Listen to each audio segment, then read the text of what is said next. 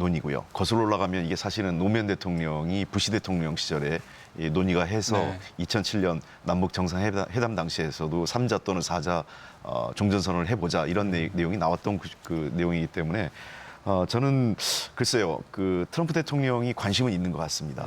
그러니까 이게 여러 가지로 봤을 때 이 북미 정상회담이라는 것은 단순히 한반도를 넘어서서 사실상 냉전의 마지막 잔재를 걷어내는 의미가 있기 때문에 종전선언이라는 것을 통해서 확고하게 그런 것들을 국제적으로 드러내고 싶은 마음은 있지만 아마 그것은 아까 처음에 우리가 얘기할 때 트럼프 대통령 입장이 많이 열려 있어요. 뭐 여지를 좀 두고 있기 때문에 할 수도 있고 안 할 수도 있고 그래서 예를 들면 싱가포르에서 그 자리에서 종전선언의 어떤 기본 방향 정도는 얘기하고 실질적인 이 북미, 남북미 이 3자의 종전선언은 추후에 다시 협상 일정을 잡아서 또 다시 할 가능성이 있지 않을까 저는 생각을 합니다.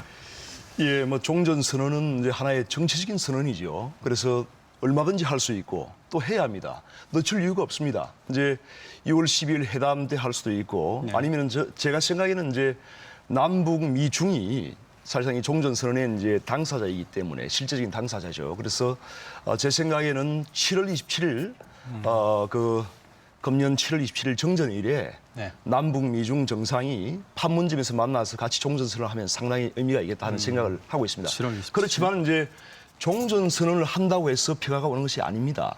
이제 실제적인 그런 조건들이 다 갖춰져야죠. 특히 김정은이 정말 저는 그 비핵화에 대한 강한 의지를 가지고 진정한 의지를 가지고 있다고 믿고 싶습니다. 그리고 이제 거기에 대해서 뭔가 행동을 보여줘야 됩니다. 그래서 앞서 말씀드린 대로 완전한 핵폐기 아닙니까? 그래서 북한에 있는 모든 핵무기와 핵물질과 핵시설을 다 공개하고 국제기구가 사찰과 검증을 통해서 이러한 것을 다 없앨 수 있도록 하는 그런 조치를 북한이 선제적으로 취해야 되고요.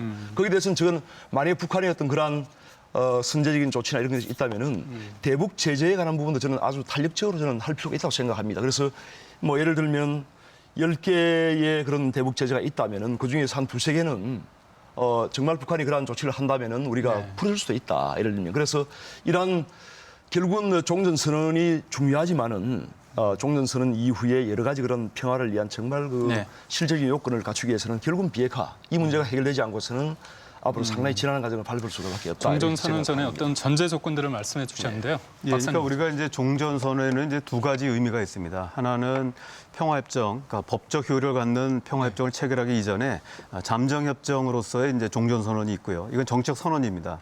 또 하나는 뭐냐면 현재 북한에 대한 모든 체제 안전 보장은 예를 들면 뭐 평화협정이라든지 북미 수교라든지 뭐 그 조약화 문제도 사실은 북한이 비핵화를 완료했을 시점에서 제공되는 거거든요. 근데 문제는 현재 지금 짧은 시간 내에 동시에 비핵화가 이루어지기 때문에 비핵화가 착수해서 완료될 때까지 이런 과도기에는 북한에 대한 안전 보장에 공백기가 있습니다. 공백이 있고요. 그래서 이른바 이제 과도기 안전 보장을 제공하는 측면에서 이 종전선언의 필요성이 있습니다. 이거는 그렇기 때문에 이제 사실은 우리 대통령하고 미국 대통령이 중요하다고 봅니다. 왜냐하면 아까 이제 윤 의원님 얘기하셨듯이 실제 한국 전쟁의 이제 주요 당사자들은 우리의 이제 미국하고 한국 그리고 중국하고 북한이었는데 지금 한국하고 또 미국은 이미 이제 지난 1992년하고 79년도에 중국과 수교를 했습니다. 그래서 적대 관계를 해소했거든요.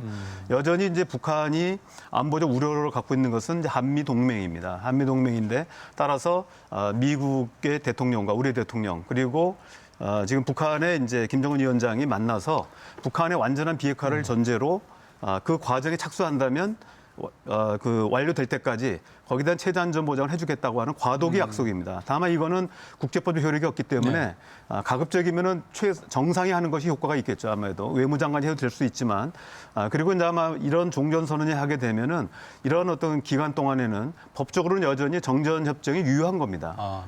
정전협정이 파기되는 게 아니고요. 그렇기 때문에 이 사이에 뭐 예를 들면 유엔사 문제라든지 또 주한미군 문제가 나올 이유가 없고요. 그러니까 정전협정 그대로 유지되는 거기 때문에 다만 이게 정전협정은 이제 평화협정이 끝나야 이제 해제되는 거거든요. 그래서 저는 이제 이 법적 측면 본다면 중국의 권리가 어느 정도 있고요. 다만 과도기 안전보장 문제라고 본다면 사실 꼭 중국이 들어와야 할 이유는 없거든요. 그래서 3자 내지 4자가 된 네. 거라고 보고요. 이번에도 마찬가지로 봅니다. 만약에 6월 10일 그 북미 정상회담 이후에 혹시 기회가 생긴다면 당연히 우리 대통령은 가시는 게 좋다고 보고요. 시진핑 주석이 오는 걸 막을 필요는 없습니다. 네. 다만 시진핑 주석이 시간이 안 맞는다고 해서 3자가 늦출 필요는 없다. 뭐 이런 생각을 합니다. 종전선언의 필요성에 대해서는 저도 충분히 공감을 하고요. 다만 우리가 시기는 좀 잘 보고 우리가 현명하고 신중하게 또 지혜롭게 접근할 필요가 있다라고 생각을 합니다. 왜냐하면 일단은 6.12에 어떤 합의가 나올지 우리가 정확히 모르는 상황이고요. 그리고 이게 참 어떤 합의가 네. 나오더라도 비판의 여지는 있습니다. 완벽한 말씀드린 CBID와 CBIG가 불가능하기 때문에 보는 측면에 따라서 여러 가지 평가가 필요하고요.